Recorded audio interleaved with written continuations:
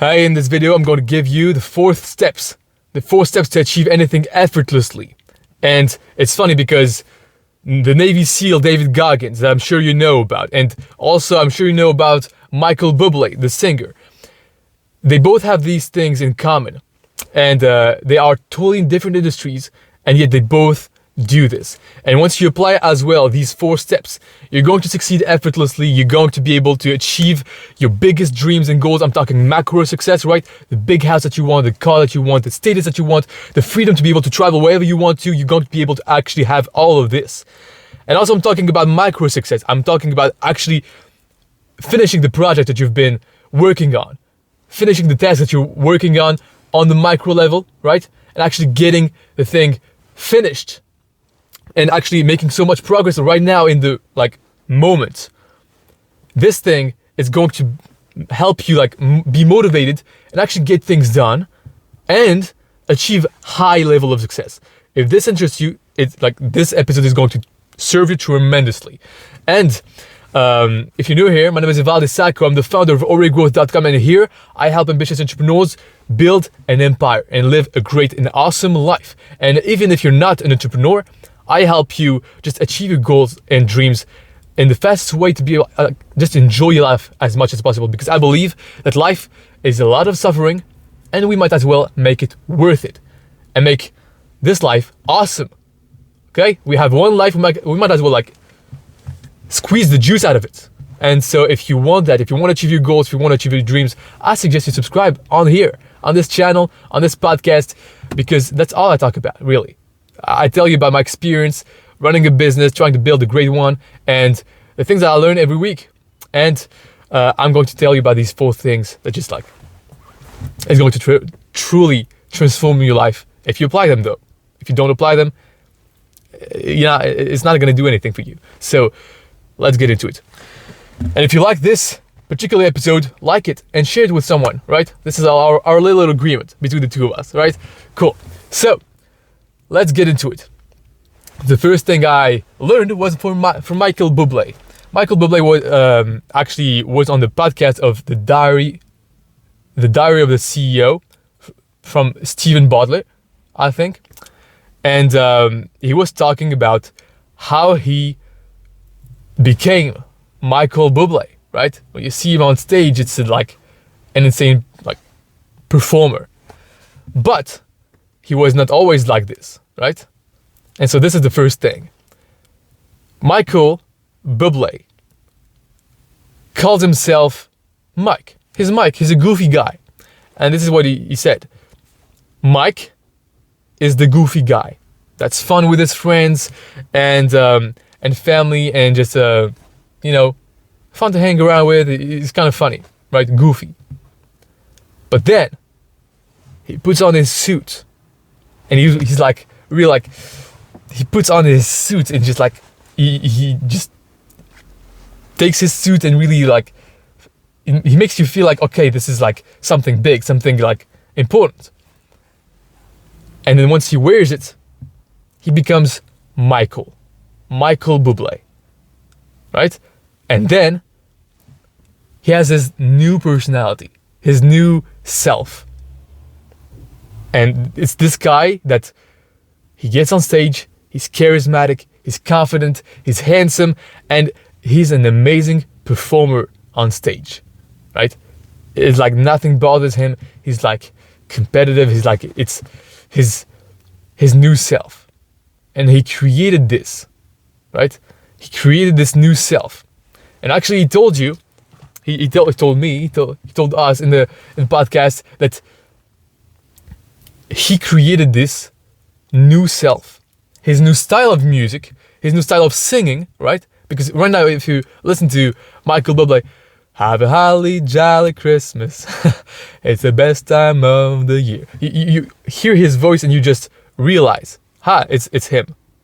You recognize him because he's got this particular thing that nobody really, it's not, you can't really mistake him with many people. And the way he did that is by actually copying other singers that he liked, other people that he was a fan of. He was a fan of maybe, I think, Frank Sinatra and other big singers, some jazz singers, some other things, and he took things that he liked in each of and every single one of them. So, for example, in one of the singers he was talking about, he articulated his words really clearly and precisely, and every single letters was really pronunciated really well, right? And so he used this to incorporate in his style. He started, boom, he stole it. And actually, it's funny because he said that one guy that he met told him, one, like, I think famous singer told him that he shouldn't copy from everybody. No. He told him, actually Michael was telling him that I just copy from a lot of people, and he was like, good, because if you copy from one person, you're a thief. But if you copy from many people, it's research. And he said, like, it was kind of a, like, yeah, like, if you, like, this is what creativity is. You copy from a lot of people, and then you mix a new mix that is your mix. And then it becomes a new thing. It becomes a creative, it becomes your creation. And so you can create yourself. Yourself, like, you can create who you want to be. The person that you love becoming, right? And I'm going to tell you about, like, David Goggins did the same thing. David Goggins created a new self. And I'm going to get to that later because I'm just going to close the gap on this subject on Michael Bublé and what he said, because in the same interview, he said something really, like, interesting because he copied from a lot of people, right? And he created his own thing. So he got really used to one style, right? And then he copied another style, and then he started, like, because of repetition, he started to, like, trying to become this new person, like, that's copying from a lot of people. It created Michael Bublé. So maybe you can copy you can ask yourself this question. It's quite useful. Who do I admire? Who do I really like? Who would I want to be like? Maybe not in total, but maybe there's some part of someone that you admire. Maybe someone has very, like, high confidence and you admire that about them. Maybe someone has, like, it's so smart and it's so maybe decisive and you love that about them. Maybe someone is very quick and fast and he's in the action so, like, fast, and so you copy this from them, and then you copy some other thing from someone else, and then everything that you incorporate in yourself, it becomes yours. And then with the mix of all these things, it becomes a new you. And this is the first thing, new you.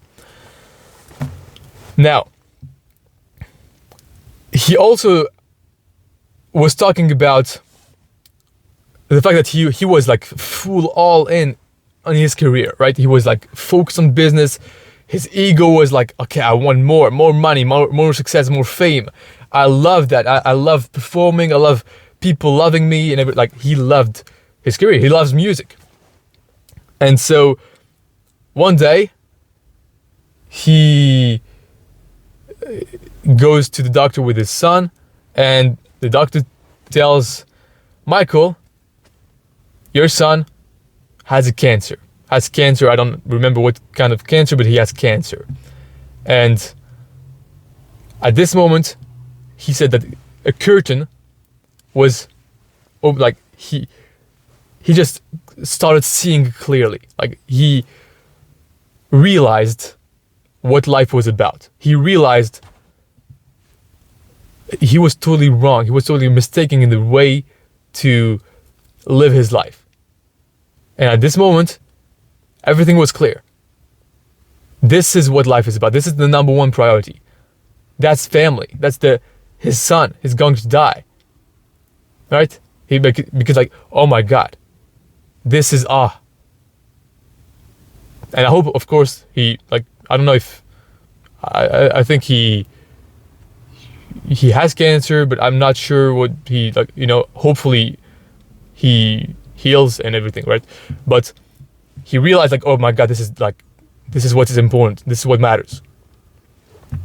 And then he reorganized his priorities in his life, right? Because his priorities, his number one priority was his career. And he was full all in career. And then after that, he said that now his priorities are 1, faith, 2nd, family, 3rd, and behind, career. And this is how he organizes his priorities in his mind on how he lives his life.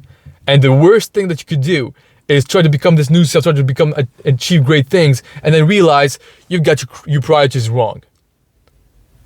And your priorities can change, right, throughout your life. For example, for me, I realized because I injured my hands working too much. I injured my hands, and I couldn't do anything with my hands anymore. I couldn't even work anymore. And I realized, okay, I needed to shift my priorities. Like there was something wrong. And to me, I put my health above my business, right? Because I saw, my God, if I don't have my health, my business doesn't really matter. And I think before that, I also realized that without faith, my business also doesn't matter. Without faith, nothing really matters. Because life is a lot of suffering. Life is a lot of challenges, and there are moments that you're going to struggle. If you don't have faith, it's going to be hard. It's going to be very hard. Especially if you want to achieve big things, you're trying to do... No, actually, even if you're just living life, you're going to have trouble, right? You're going to have some hard moments. And in order for you to keep going, and keep going the right direction, and not give up, faith is like really like the thing that you need. And this is why Michael also put it at first, because you need, when in the hard moments like this, when you hear that your son has cancer, what do? You must have faith. And I have faith as well in my number one priority, because if I don't have faith, I'm not going to take care as much of my health. I'm not going to take care of my business. I'm not going to take care of my relationships. I'm not, like, everything will just crumble down. Faith is the number one priority. It's the rock, the foundation on which everything sits on top of. And the second priority for me is not family. To me, it's health. Because if I don't take care of my health, it's like, I'm guessing Michael Bublé doesn't have much health related issues, or he already has this dialed down. But to me, I need to make this like clear to me. And so faith, number 2, it's health. If I don't take care of my health, guess what? If you don't take care of your health, your business will crumble. If you don't take care of your health, it's like I was going to say, in the plane, you must put the mask on yourself first, and then you put it on your loved ones, right? Because if you don't put it on yourself, you're gonna die. You're not gonna be useful for anyone. So your health first, and then, for me, even though I heard that, I've learned that from Michael Bublé, how he was putting his career first and then his family, and then he shifted it because he saw that his son had cancer. To me, it's still the third priority. It's faith, health, and then business. My business. Why? Because in this moment of my life, this is what I can do for my family. Basically, I'm young. You have to think of this for yourself. Ask yourself, what should be my priorities right now in this moment, in this period of my life, in this season. To me, business takes the priority over family. Why? Because it's going to support my family. It's going to help me create my future family. When my family is going to be in need, I'm going to be there for them. I'm not a millionaire yet, right? I'm just like, I need to put my family in safety. To me, like, I'm not safe yet. We're not safe, right? If something happens, we don't have much power. We don't have much freedom to, if something happens, we can just do something, because if we have power, we have money. A lot of money. And so, to him, he's already set off. Michael Bublé is already good financially, and the working on his career was only really feeding his ego. He was like getting more money, more success, more fame, more, right? Because he's already like multi-millionaire. I think he should be. Maybe he's even becoming a billionaire. I don't know. Wouldn't be impossible to me. And so yeah, in the different seasons of your life, you can first focus, like me, on your business to be able to sustain your family, to be able to create your family. And then, once you're set off, okay, family takes the lead, and then business.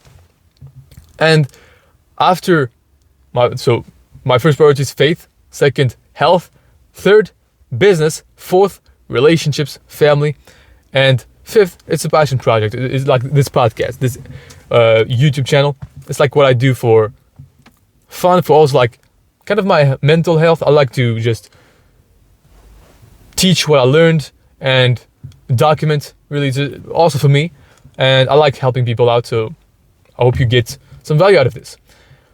And so this was the other thing that I got from Michael Bublé. And I realized that even though I know this, I still make this mistake. This week, I prioritized business over stretching my hands. And this is the thing that I need to do for my health more precisely, because I've injured my hands. So I've been stretching for like 2 years now. My hands every day, 30 minutes, sometimes 2 times a day, 30 minutes, just my hands. So I had some things come up with business, and instead of stretching my hands, I took a little bit more time to work on my business. And guess what? I got distracted while I was working on the business, and I didn't even get anything done, and I didn't stretch my hands. So I didn't make any more progress in my business, and now my hands hurt a little bit more because I've done this a couple of times. Right? I've missed a couple of stretching sessions, and now my hands hurt again. And I can not work as much on the business because of this. And so you need to always make sure you're following your priorities. You start your day with faith. Okay, faith. First thing in the morning you pray. First thing in the morning you're grateful for whatever it is for you. And then health. You make sure you get out. You make sure you go to the gym. You make sure you do the things that you are going to help you be healthy. You eat well, right? You sleep well. These are really very important priorities. And if you miss out on this, it's sometimes because you don't have the right motivation. I'm going to tell you about how to be extremely motivated to actually get the thing done at the end. And now I'm going to get to the part on David Goggins, because I've listened just 10 minutes of David Goggins speaking on the Admire It podcast. And I think it was a re-upload from I had seen this. I had seen this podcast like years ago, and he again talked about how he created a new self. Like David Goggins created himself like in a new way. He created a new David Goggins, and this is what he said. He said that his father created David Goggins. It was his old circumstances, his old environment that created the person that he currently was. And you, right now, you are maybe the creation that you created before, if you actually try to become better, but you're also the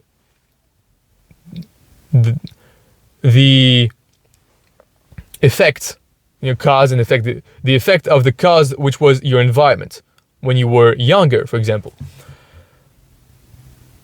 And he decided to not remain David Goggins, and he created Goggins. And Goggins is a new guy. Goggins, when he starts to compete and it starts to suffer, he's a completely different human being. He's relentless. He doesn't care about anything. He's just willing to suffer a lot. And his mindset, he has different thoughts. He's there to win. He's there to actually go past and beyond any level of suffering that he was accustomed to before. And this is because he's a new person. He's Goggins, and he becomes Goggins, and he's got nothing to do with the old David Goggins that was scared, that was a liar, that was fat at some point, and it was all these things. And now he's not this David Goggins, he's Goggins. And he's a new person that is capable of doing new things. And this is what you need to do, because you can't achieve your goals being as you are right now. You need to become better, have new skills, have new character traits, new thoughts, new beliefs that are going to allow you to take new actions, a new level of actions that are going to be able to get you to your goals and dreams. And so this made me think, okay, there's a cue to becoming this new self. There's something that makes you, it reminds you of becoming this new self. And the easiest thing to become a new person is to wear different clothes. Think about it, like Superman. Clark Kent, then Superman, right? Clark Kent, he's got a shirt, glasses on, then he takes off his glasses, he opens up his shirt, and he's got his suit, his Superman, he wears like the Superman, I don't know what it's called, disguise. So he's got his own clothes, right? Now I'm Superman. I'm dressed like Superman. Batman, same thing. He's in a suit, then he's got the mask on. And then he becomes this new person. Michael Bublé has his suit. When he wears his suit, boom, let's go. It's showtime. Try to find for yourself who you would want to be dressed as, right? Who is this new character of yours that you're going to create? You can create it just like a movie character. Right? You're going to define, okay, I want his hair like this, right? I want it slick here, a little longer on the top. Maybe you want a big beard, and maybe you want to be completely shaved clean. He always wears shirts and classy pants, a classy jacket. You can just decide exactly how you want it to be. Maybe always wear shorts if you are in a hot country. You can create whatever you want. There's no rules. He's always got glasses on, sunglasses on, whatever you want. And this way, when you put on these new clothes, it makes you feel like a different person. And so when you feel like a different person, you behave like a new person. And when you behave like a new person, this new person that is capable of achieving your goals effortlessly, you actually do. You actually do achieve your goals effortlessly. And yeah, also, when you're trying to become this new person, it's going to be hard because there's going to be a transition period. You're going to have you're going to self-sabotage because your new self is going to fight with your old self. And it's weird to say, but you're just making progress and achieving your goals, and then once you get some results, you start getting back into your old habits, into your old patterns and thoughts. Once you see this happening, you need to double down and you see yourself a little bit procrastinating, boom, you just take massive level of action to just show your old self who is in control. Now you become a new self. Your new self, and this is who you are from now on. You're Goggins, not David Goggins, this little scared, no. Goggins. So try to actually apply this, right? Because if you don't, nothing's gonna happen. Ask yourself, maybe take notes on creating your new self. And actually, I have made a training on that, a mindset training. And I've done also a very good episode on self-sabotage and how to not self-sabotage. I believe it was around the Tom Brady episode, where this might be Tom Brady on the thumbnail. Just see 7 things to prevent self-sabotage, something like this. It's going to be like very useful to you, especially to know before you get problems with becoming your new self. Now, when I'll finish on David Goggins, because David Goggins also said, like, when you're trying to achieve your goal and you become this new person, you run into things that maybe scare you. You try to do different things, right? And you're going to suffer. For example, David Goggins is just like, he ran a 100 miles race for the first time with no preparation, and at one point he was so tired, so like he was at his lowest point in his life. He wanted to give up so bad, and he couldn't like understand how he would just go on even a little bit more. And he had like 30 miles still to go. And the way he kept going is by telling himself this, and this is the third thing. The fourth thing, actually, because I told you, like, the first thing was to create a new self. The second thing, the second step is to copy what you like from different people to actually do this first step. The third thing was to, actually, I'm going to tell you at the end. So, David Goggins, when he was like at this moment, at this lowest point in his life, he had still 30 miles to go, and he was not prepared, so he was suffering big time. And it's really hard to imagine how much one could suffer unless you put yourself through suffering. And I did that by doing the stairs, some cardio exercise, the stairs at the gym. Like, there's a stairs machine at the gym, and I knew, like, at one point I tried to do my best, and I did like 800. Then I went up and I beat my record. And this week I again beat my record, and I did 1,300 steps.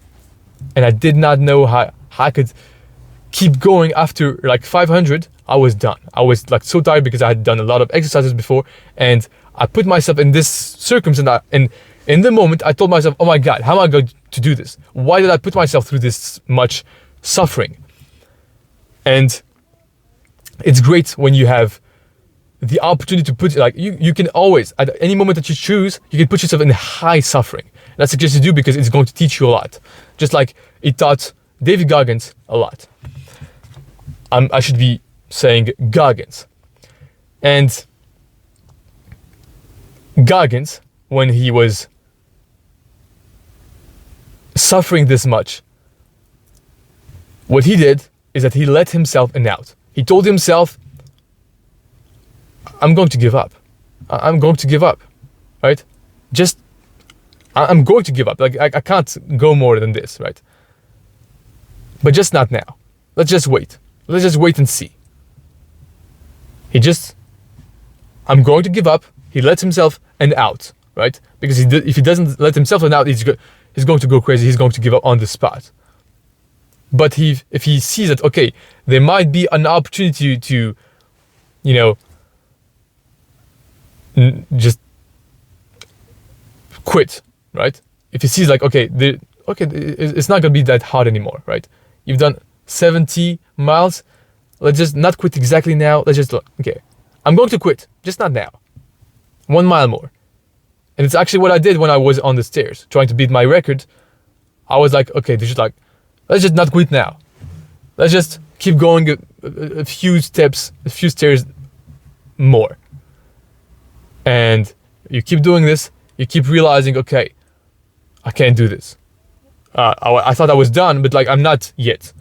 And with each step, I was building my confidence up and up and up and up. And if you think, okay, I could quit it whenever I want, but right now, let's just not quit now. And also, I think the way this works is if you have committed before to actually do something big. If you have committed and you've put your words, because I was committed, I wrote down on paper I was going to do 1,300 steps, 1,300 stairs.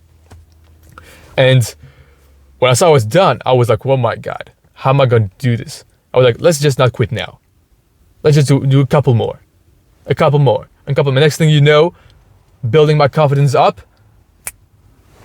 and I got it done. I did 1,310 stairs. And so this is the third thing. Let yourself an out. Because if you think in the moment that you're suffering, if you think you're never going to quit, your mind is going to, you're going to think about how much suffering is left for you. You're going to see like, it's not worth it. Why would I go through all this struggle? I can quit now and it's just all done. But if you tell yourself, okay, I'm going to quit, I'm going to give up, just not now. It relieves this pressure and it allows you to keep going. And this is the only thing that you want to do. Just stay still, be patient, wait. I just like, when I was on the stairs machine, it goes like, it's automatic, right? The stairs go, and if you don't climb them, it's just like, you just fall. So I was like, let's just wait. Let's just like not care about how I feel, and then just like keep going. Just a couple more. And I kept, and the next thing you know, you get to your goals. This is really how it works. And in business as well. You got a lot of suffering, okay, you got a lot of problems. Let's just wait. Let's just be patient. Let's just see what happens. And when you do this it allows you to just, you're relentless. You really like keep going until you actually get your goals. And if you apply the first thing, which is create a new you, and you make sure your priorities are right, to not regret later, because you could be mistaken and hurt your hands like me and not be able to actually achieve your goals because of this. And third thing, let yourself an out. And when the fourth thing will be this, to actually do the thing in the moment. This is really important. Sometimes you're procrastinating, right? You're procrastinating, or maybe you have some kind of perfectionism inside of you, and you sit, for example, on your computer, you sit on the task that you need to get done, but you don't seem to get it done. You don't seem to make much progress, and you always sit down to actually achieve something, and you don't achieve this thing. You make a little bit of progress, but it's just kind of meaningless. And it's because you distract yourself. It's because you procrastinate on something that have really little importance. And I was able to fix this because I randomly watched a video of Leila Hormozi. She was live with someone who asked her, okay, I'm getting on my computer, I'm trying to get this done, and I don't seem to make any progress ever. I can't get this done. And she was like, okay, there's like an emotion, that there's something that prevents you from doing this. What is it? Are you afraid of something? And she was like, yeah, I'm afraid that it would not be perfect. I want this to be perfect because I'm afraid that this past thing will come up again. And becoming aware of why you're not doing what you're doing is the first thing to actually get it done. The second thing is to reward the behavior that you want to see. And so just like a dog, you would give, okay, you want your dog to do something, you make him do this, and then you reward him. What you're gonna do here, what I did was, I was seeing myself, okay, I'm doing this thing and I don't seem to get it done. Or I don't seem to make fast enough progress. What I did was I told myself, if you don't get this done, you're not gonna watch a movie. It was Friday, I was supposed to watch a movie. I was like, if you don't get this done, why would you deserve to watch a movie? You won't. And so you won't watch a movie. So the thing that I had as a reward, first of all, I put myself some reward, right? I get this done, the week was great, I'll watch a movie.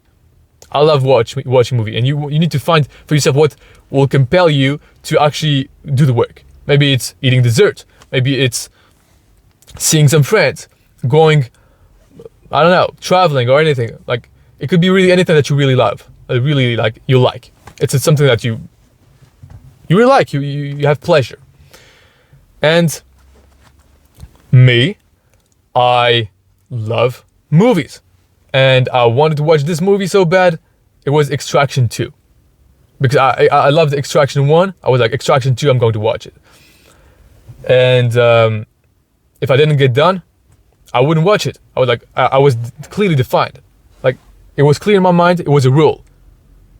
I don't get this done, I won't watch this movie. And next thing you know, I just got it done. I just got it done. I was like, I figured it out. I worked faster, I got focused on the end goal, and I got it done. So this is the formula.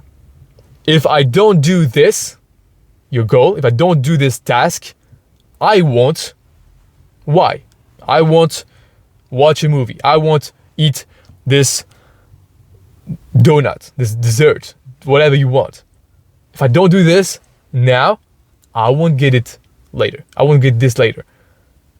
And when you shift your thinking between, okay, I'm going to get this done, I have all the time in my life to do it. No, if I get this done right now, I get this.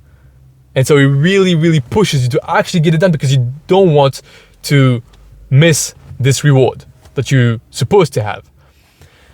I hope this helped you.